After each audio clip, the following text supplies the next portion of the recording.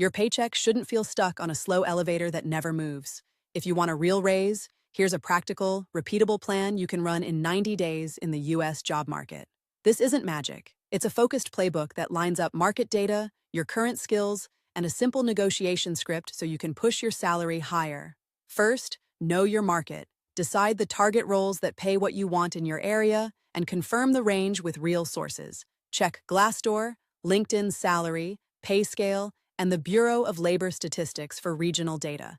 Pick 2 to 3 roles that fit your background and ambitions, and write down a salary band for each one. Then, audit your current value. List the projects where you saved money, boosted revenue, or cut time for your team. Quantify every claim with numbers you can prove. Create a one-page personal value scorecard that you can show in conversations with your boss or a recruiter. Now design a 60-day skill sprint. Choose 1 or 2 in-demand skills that clearly support your target roles. Set a weekly schedule and commit to about 6 to 10 hours of focused practice and project work. Build a small portfolio project that demonstrates the new skills in action and tie it to measurable outcomes.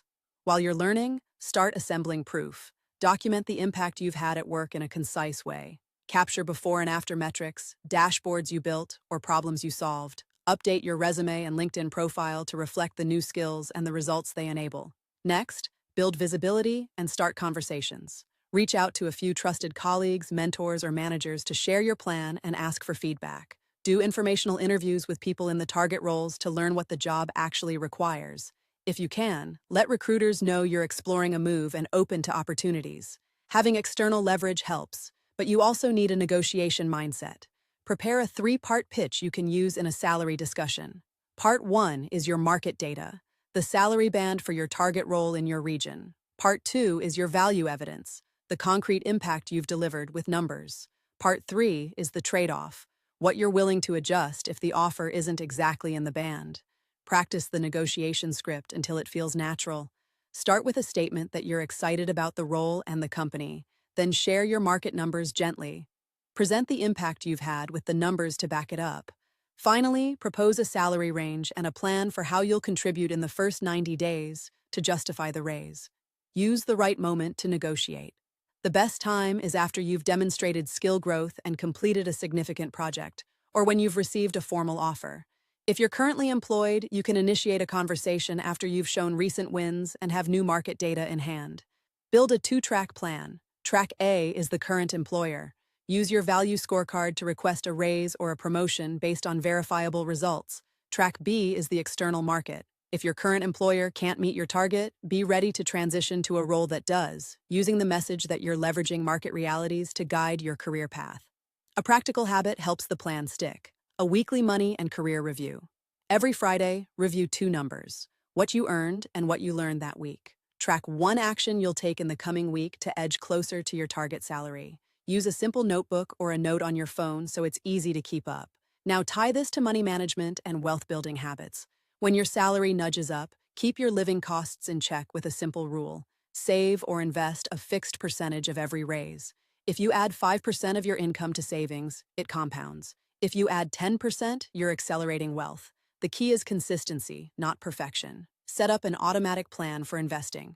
Start with a broad, low-cost index fund or ETF and set up automatic monthly contributions.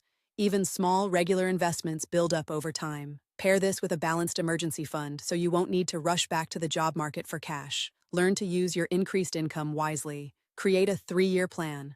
What you'll invest in, what you'll learn next, and how you'll position yourself for another raise or a new role. Keep the plan simple and update it every quarter. Clear goals help you stay focused even when money feels easy to spend. In parallel, refine your resume and portfolio again as you hit milestones. When you finish a key project, add a short case study to your portfolio. Include the problem, your approach, and the measurable outcome. This is your evidence you can pull out in negotiations or interviews. Be deliberate about your network. Spend 15 minutes a day on outreach, not just for a job, but to learn what employers value. Comment on relevant content, share your learning, and ask thoughtful questions. Relationships matter more than random connections. Consider a side move for extra leverage. If your role allows it, a part-time project or freelance gig in your target area can prove you're capable in the new space. It also creates an external offer if you ever need to negotiate from strength. The key is to keep it aligned with your long-term plan. Stay adaptable. The job market shifts, but the core strategy remains the same. Map the market, prove your value, and negotiate from a position of evidence. If a new technology or a new rule changes what pays, adjust your plan quickly. The person who adapts wins more often. A practical 90-day calendar you can steal. In weeks 1 and 2, map the market and audit your value. Weeks 3 to 6, run the skill sprint, build the project, and collect proof.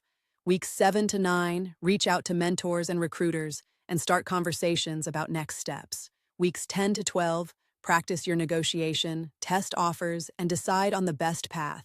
Here's a simple negotiation template you can use. Start with gratitude and enthusiasm for the role.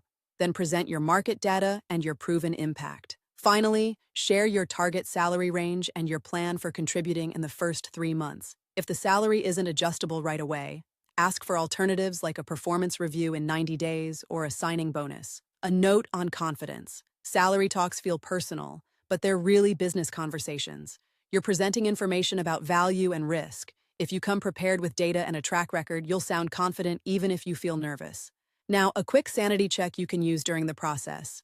If you can answer these 2 questions, you're on the right track. Question 1. Does the target salary align with market data for your role and region? Question 2. Can you demonstrate 2 or 3 concrete results that show you've earned a raise? If yes, you're ready to move forward. Some people worry about job security when they push for more money. The plan here reduces risk. You're not demanding a miracle. You're showing you match a clearly defined market standard and you bring measurable value. That's a safer, more persuasive approach than snap negotiations. Remember, this also helps your broader career. Each successful negotiation builds your reputation as someone who can deliver. It creates leverage for future raises and promotions. Small, steady wins compound into bigger opportunities over time. As you implement this plan, keep a simple, human tone. You're offering to take more responsibility and to contribute more value. Being clear, calm, and data-driven makes your case stronger and less likely to feel confrontational. If you're listening and thinking, "I'm often underpaid or stuck," this plan is a way out. Start by one small change this week. Identify one metric you can improve at work. Then commit to a single one-page update that shows the impact of that improvement.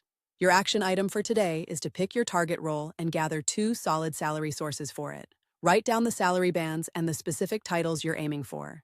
Keep this short and visible so you can review it every week. If you want more structure, you can reuse the same 90-day cycle for different skills or roles. The frame doesn't depend on a single job. It's a habit you can apply every time you want to increase your earnings in the U.S. job market. Finally, remember that the goal isn't just more money. It's more control over your time and choices.